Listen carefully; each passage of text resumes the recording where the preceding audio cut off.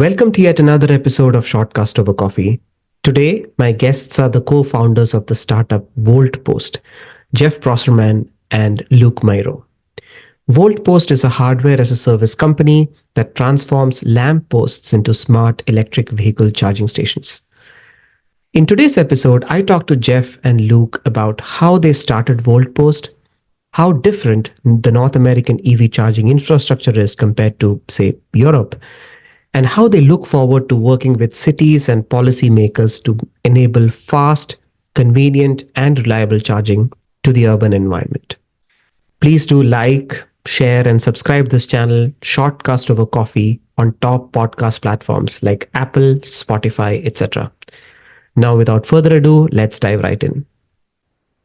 Hi, Luke. Hi, Jeff. Welcome to the podcast. Hey there. Thanks for having us. Awesome. I heard one of you guys mention in a podcast that in the land of supermarkets, we are the bodegas. Do you remember that?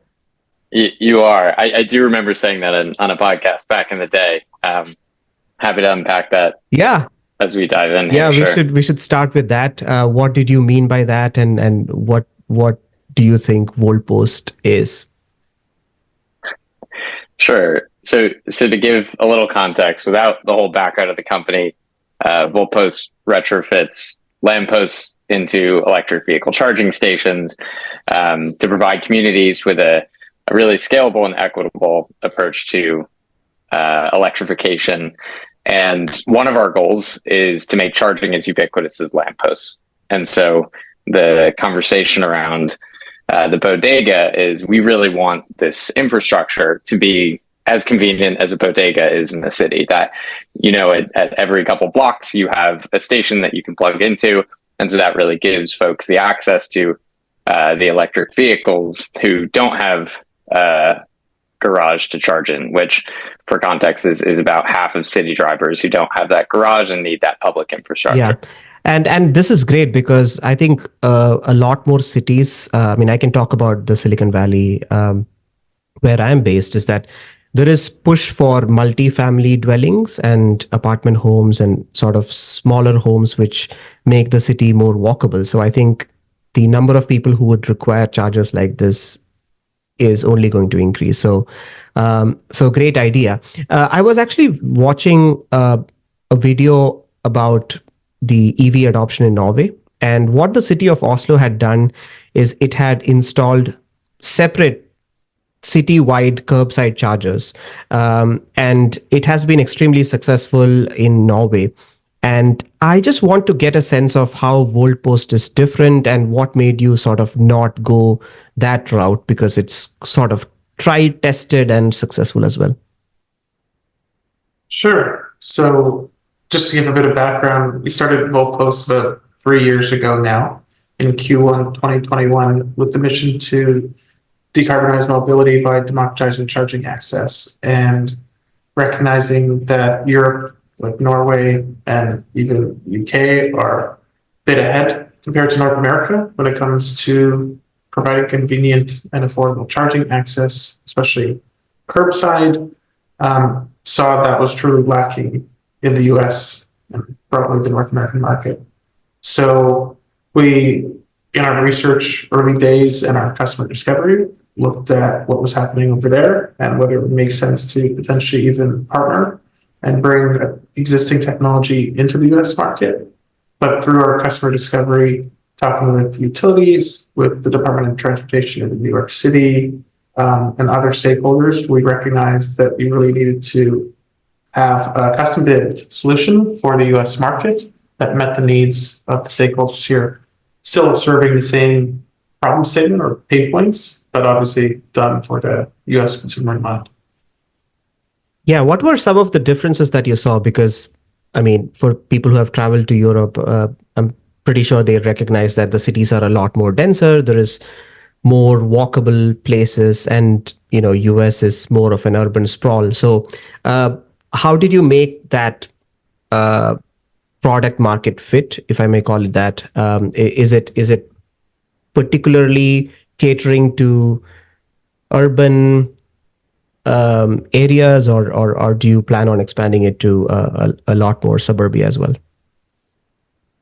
Well, we started this company in New York City and San Francisco, so two of the most densely populated markets in the US, and recognizing firsthand driving an EV, parking curbside in Brooklyn and going on charging missions to paid parking lots on the fringes of town, that this was really not going to be a solution that enabled the average consumer to go from gas to electric and without that convenient charging access.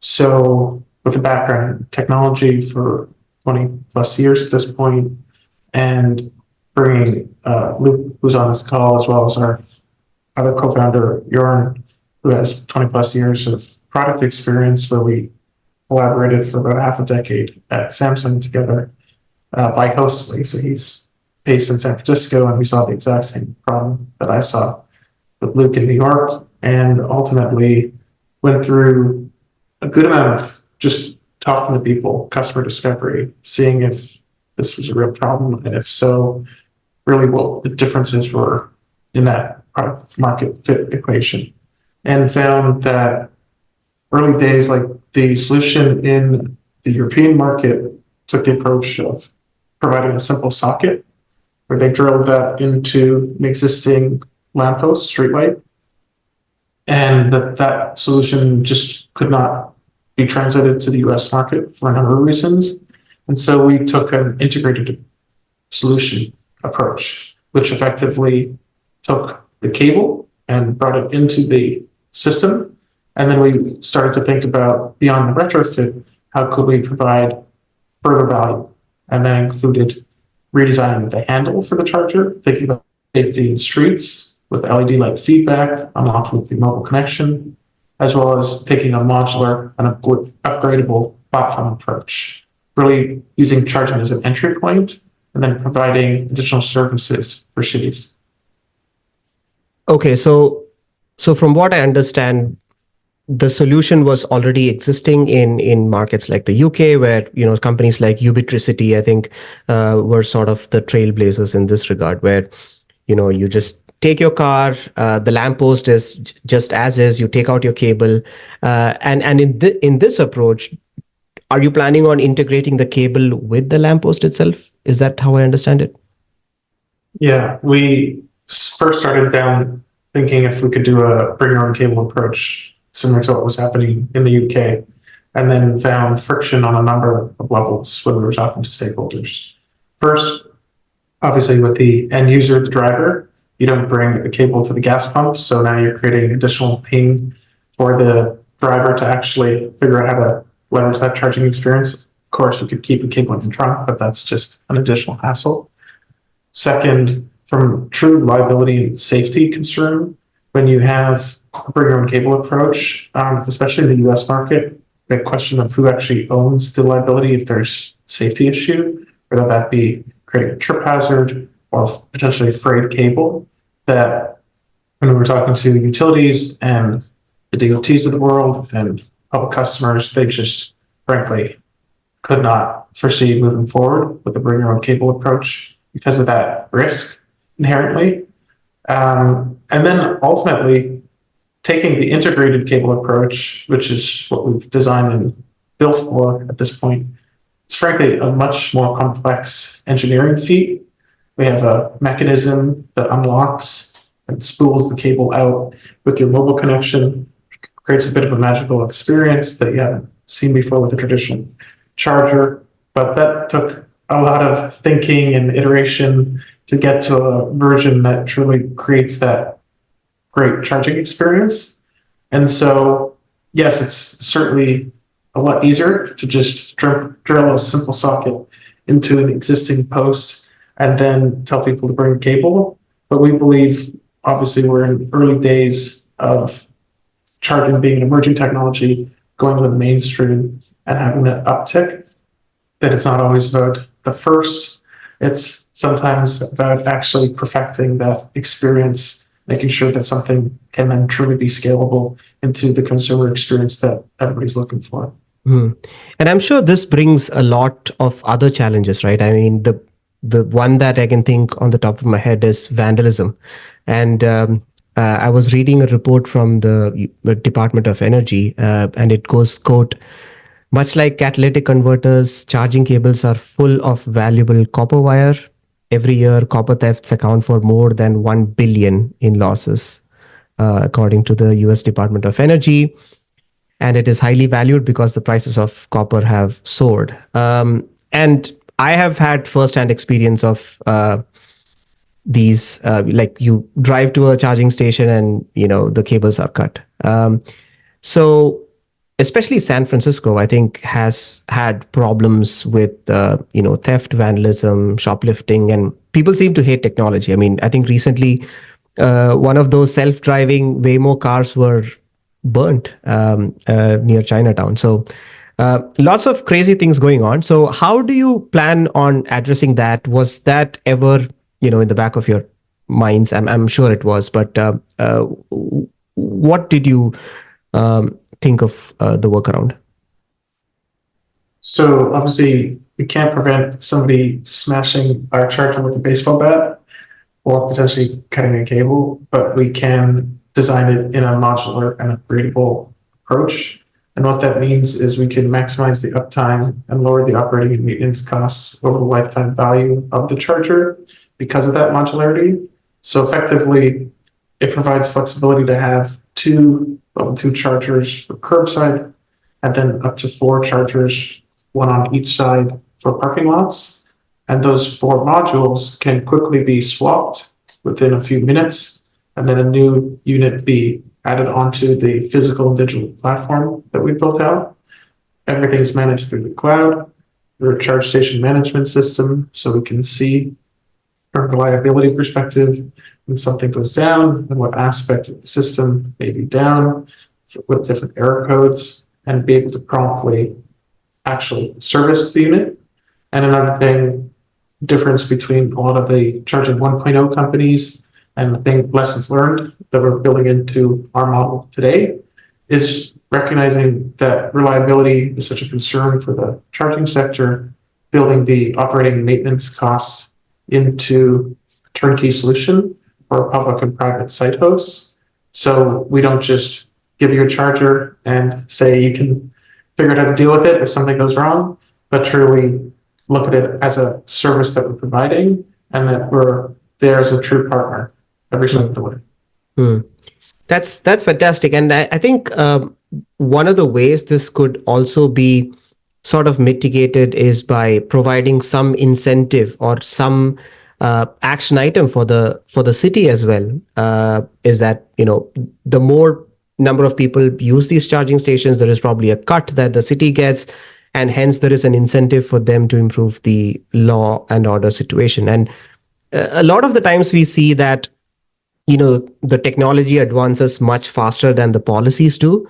But I just wanted to know from you guys if you have started to work on the policy aspect of things, like how can the cities benefit from implementing this, and which will also give them sort of a bit of a brownie points if they improve the law and order. So it's like a win-win situation, as close to a free lunch as it can get. I like the concept of brownie points. I might use that for the cities. One piece, just to unpack our business model that we prefer, is actually it's the hardware as a service model, where we actually give the revenue to the cities. And so what we mean by that is we bundle the installation of the charging station, the software platform that we license, the ongoing maintenance, again, to Jeff's point, really ensuring that we have high reliability on these chargers for a simple annual fee. And then we allow the cities to set the price for the charging and earn the revenue from those chargers. And to your point, we believe that that's a strong alignment of incentives, and that the cities are providing this utility to their end drivers, the folks in the cities, and by having them aligned with the revenue stream, it encourages more usage of the chargers. And as the city drivers electrify, the city hits its climate goals and they earn more revenue. And so we've structured that model to allow the cities to benefit from them giving this infrastructure to their constituents. Yeah, and one of the other things that I thought about was that when a city or a country moves towards electrification, everything needs to keep up. The grid needs to keep up, the charging infrastructure needs to keep up, the production needs to keep up, and so on.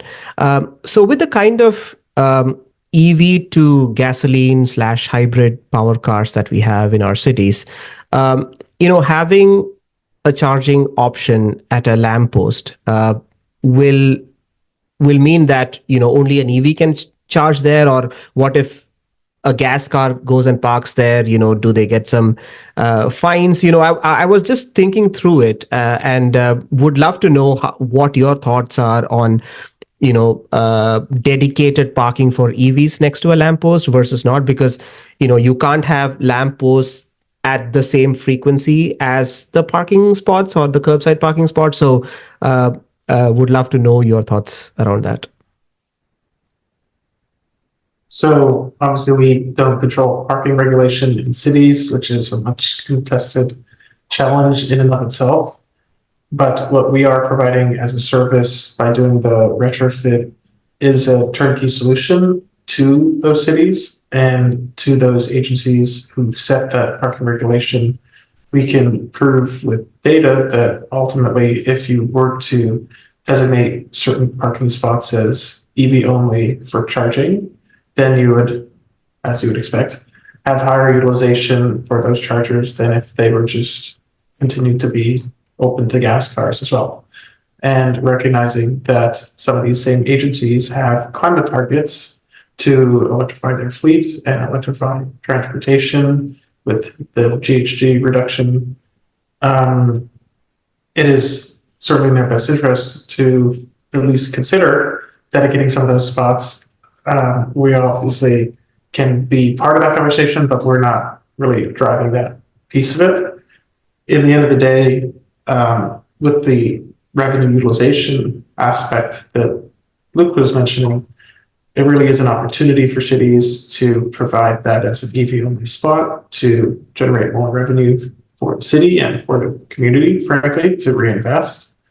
And yeah, we're providing our end of the bargain and ultimately there to enter into communities in a way where Voltpost can be a beacon of sustainable progress and hopefully is seen as a positive entry point. We go to community board meetings and meet with local groups to make sure that bringing this into an area is something that's seen as a positive, not as something that is obviously just bringing technology in for technology's sake. Fantastic. How did this whole idea germinate? And how did you guys meet? I know you briefly touched on your background, 20 years in the industry, working with Samsung, etc. But how did this idea germinate? Did you guys have the same thought at the same time, or did one person have the thought and just communicated it to the other? Would love to know that.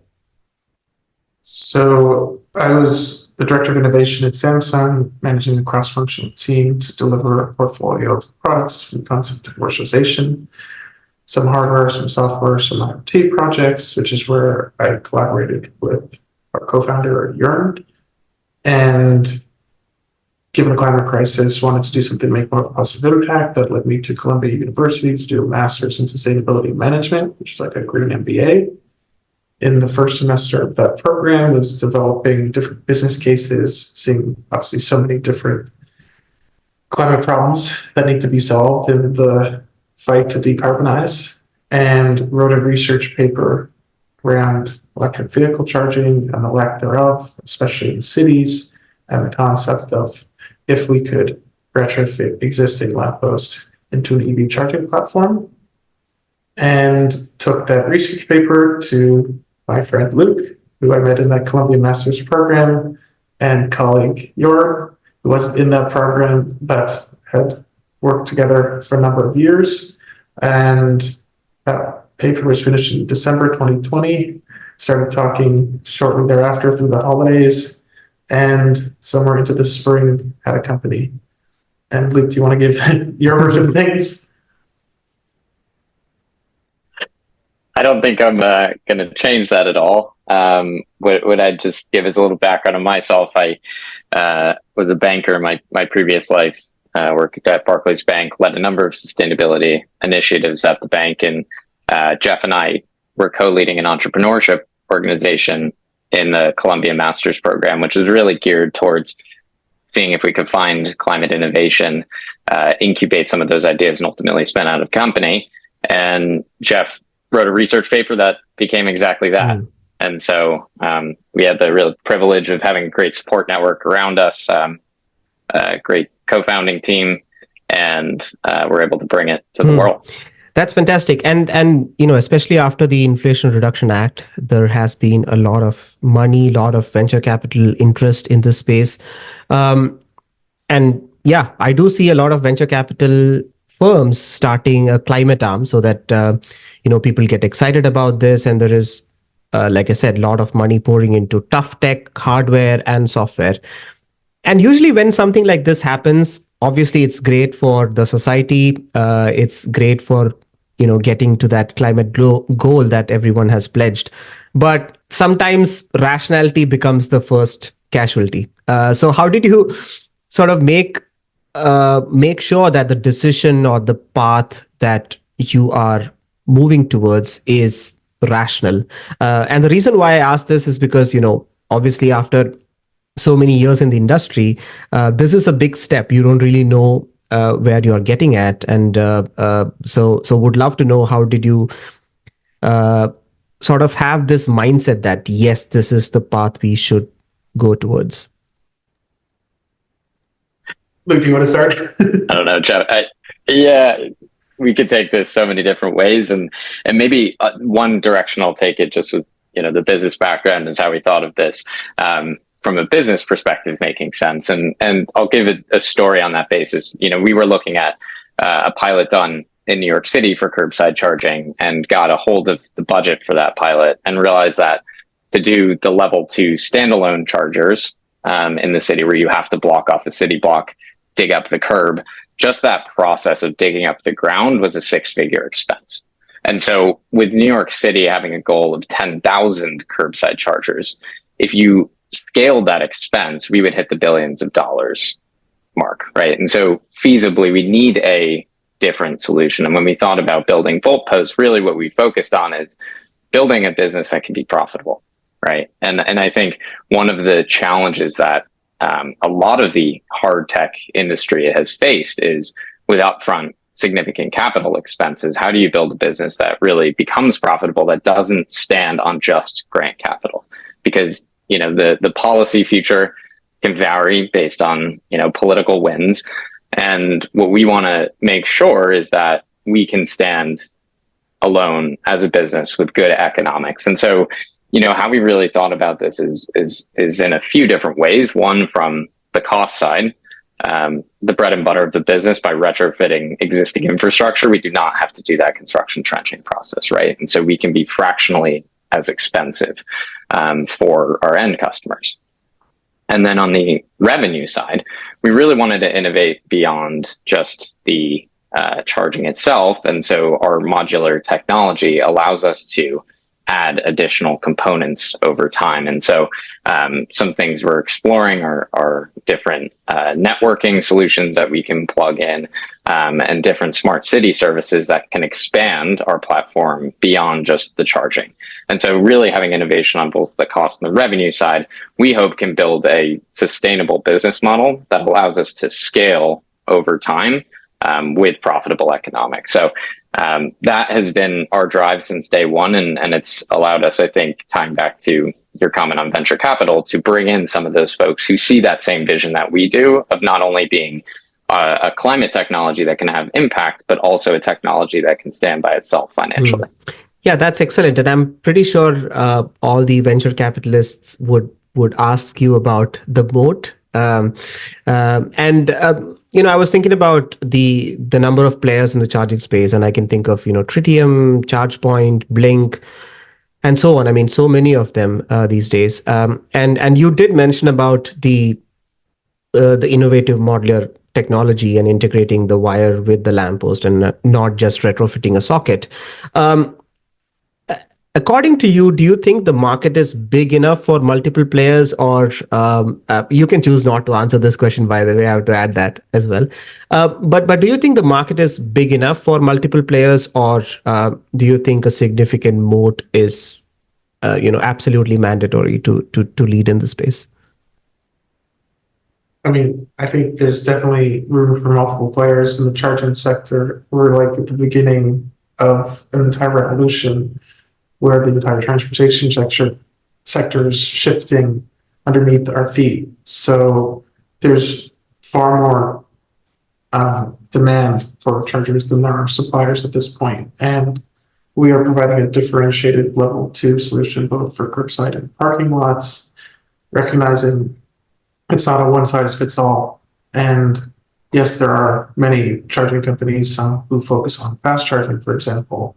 Well, when you're thinking about densely populated cities, it's not about fast charging because the grid can't handle it. It doesn't map to the way people park in cities for over 90% of the time and drive 30 miles or less in a given day. So it's more about topping off.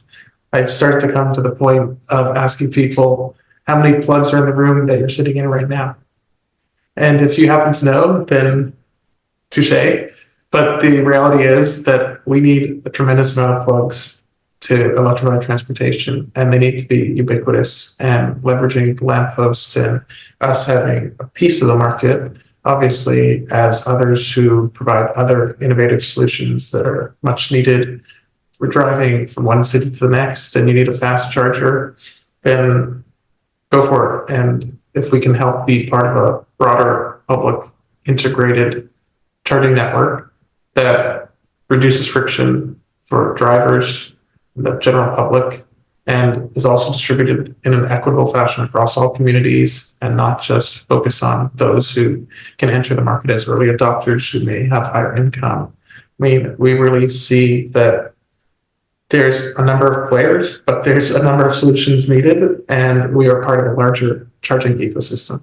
Yeah, I think you said a very interesting point, because we see a lot of these slow to medium speed charging cars, just sitting at the parking lot of a DC fast charger for like 45 minutes to 50 minutes, and which is not necessary. I mean, if you have enough charging infrastructure, level 2 especially, and it's healthier for the battery, and also you can top up as you go. You can be at the shopping mall for like an hour or two, and then there you go, you get 22 miles or 25 miles. So I think you guys did find a perfect market fit for your product, and I'm glad, cities like New York and San Francisco are going to be is that going to be a pilot project, I'm guessing?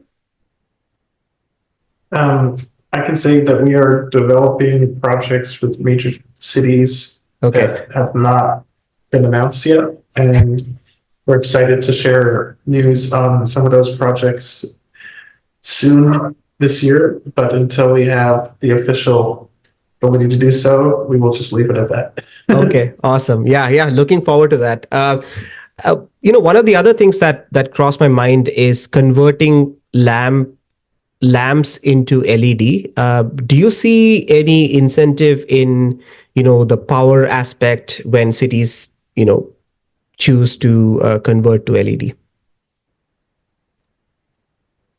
So a piece of our installation process that's relevant here and actually makes for an interesting storyline is we do a very similar process to upgrade the power to the lampposts as the LED process is commonly done in cities. We've actually spoken with utilities about this, and this is really a driver of why we do what we do. So for LED upgrades in cities, they of course are getting more efficient bulbs. And so what they do is they run a new wire through the existing grid underground and reattach it to the lamppost. Now that new wire is thinner because it doesn't need as much power, right? And so what it essentially does is it saves space in the underground grid in the conduit.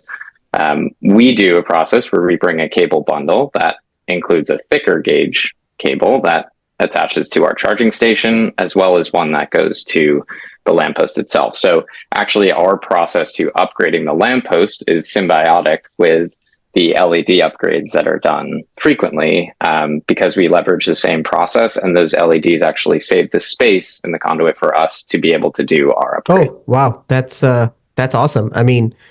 The things you get to explore and realize, right? I mean, once you move, and I think it is so true that the improvements in technology, especially climate tech, can win on cost. When you allow it to grow. So I think that's fantastic. Well, we are in the age of machine learning and AI, and before I end this podcast, I would love to know from you guys, how are you leveraging machine learning and AI to maybe figure out where to install these, or finding out a smart way on what cities to work with. So would love some insight on that. Sure. So, I think people very quickly understand the concept of what we're doing, the value proposition, that it's faster and cheaper to deploy, it's more scalable, it's more convenient, etc. But then the next question typically becomes, okay, where should they go? And with that, we do geospatial analysis, where we look at population, car ownership, both gas and electric, parking, grid capacity, equity factors, and other things that may be considerations in a given environment or jurisdiction. And then help through an analysis with the stakeholders for that project to identify explicitly where the charger should go. When you're thinking about machine learning and AI, as we have more data that we're crunching, you can begin to actually decipher in a more meaningful way where those chargers should go. I think collectively we're at the early days of that as a society, and we did the Google for Startups Climate Change Accelerator, and we're connected directly with the Google Maps team and the team that is trying to figure out how to do this type of work with AI and maps and data sets at Google. And the reality is that everyone is at this moment of trying to triangulate the true value here. We're one stakeholder in that. But I think that in the next year or two, we will see kind of that acceleration where that data can be ingested in a meaningful way.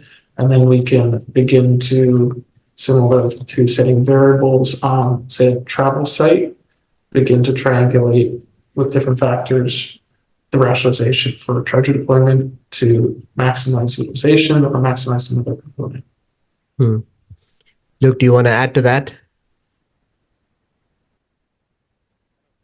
I don't think so. I think the point I would underscore there is there are still not nearly enough chargers deployed, and with that, there's still not nearly enough data.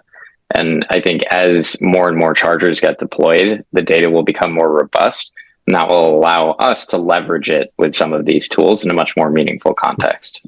So similar to our project, stay tuned on how we do so. We're in the early phases of that right now. Fantastic.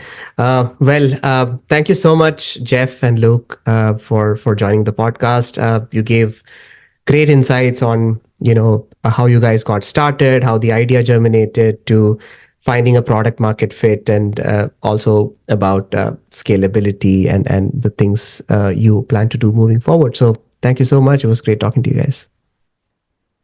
Thank you so much for the opportunity, and hopefully there'll be Voltpost coming soon to a lamppost near you. Looking forward to it. Yeah. Thanks so much for having us. Bye. Thank you.